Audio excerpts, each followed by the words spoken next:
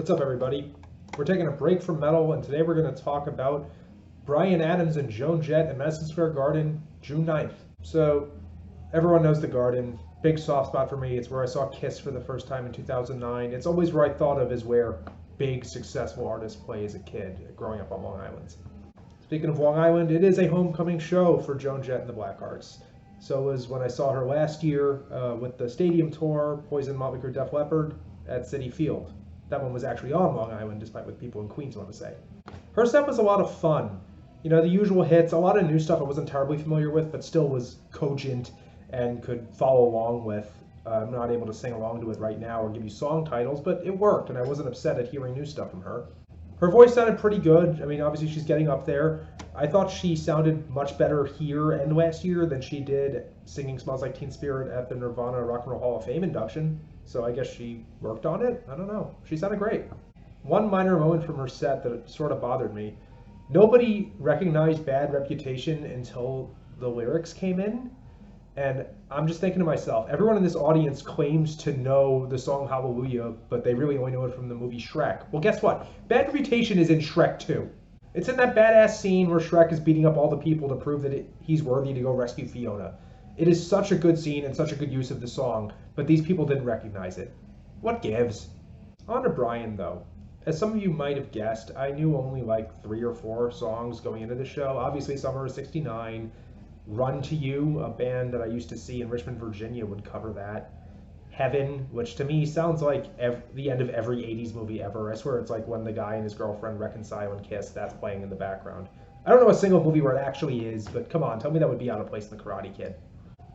And recently I listened to It's Not Love, or It's Only Love, because Tina Turner passed, of course. That said, I was blown away by this. Bryan's getting up there, but he sounds great, he looks great, he has this real youthful exuberance on stage. The opening song was something of a send-up of Let There Be Rock by AC/DC, more like a tip of the hat, I guess, because it was all about how there was very little rock and roll left, and it was reminiscent of the days when I think it said a short guy in a schoolboy hat or something. So I always viewed him as more of a pop artist, but he has a rock and roll sensibility. And I would welcome his style of music to be on the airwaves nowadays. He played all the hits you'd ever want. Somebody in the audience requested Christmas Time, and he looked at him and was like, you know, it's June, right? You can't play a Christmas song in June, and then still played like half the song. I think it was 8 songs off of Reckless got played, along with a ton of other hits.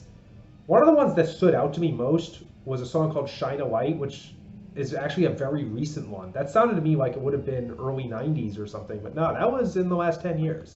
It was a fairly long show too, like almost 2 hours for him. For a guy in his 60s to go straight 2 hours, and I don't think there was a drum solo or anything, that's really impressive. Makes me want to like go to the gym even more than I already do. Highlights were, like I said, Shine a Light, of course, Summer of '69. Side note, I took a video of that. It got taken down on YouTube. I was a little upset. One Night Love Affair. That's a song off Reckless I think people should talk about more. Maybe it was a hit back then, but as a dude who's like 30, I don't think I'd ever heard it before except when listening to the album in full. What a great one. Also, Back to You. Beyond the music, he just seems like such a sweet guy, and that, like, you walked out of that concert feeling good. Not just happy, but feeling good about humanity. There was no preachiness. There was a fight in the crowd, and he urged people to like break it up and just get along. Stuff like that. I mean, he's Canadian, you know? One of the videos behind him when he was playing some song was him in a Cadillac with an elderly woman that turned out to be his mom, and he called out, and it was really sweet. I got tickets to this show on a whim, thinking, oh, it's going to be so good to hear Summer of '69 live. But I walked away from that thinking, holy shit, this was amazing. Mind you, this was a day after I saw Wind Rose and Rhapsody and Seven Kingdoms. That's really much more up my alley. That's a power metal fest. And here's 2 artists I know some hits from, and it didn't fail to live up to expectations, but instead way superseded them? Incredible! I guess I underestimated how hard rockin' Bryan was. I thought of him as a pop artist.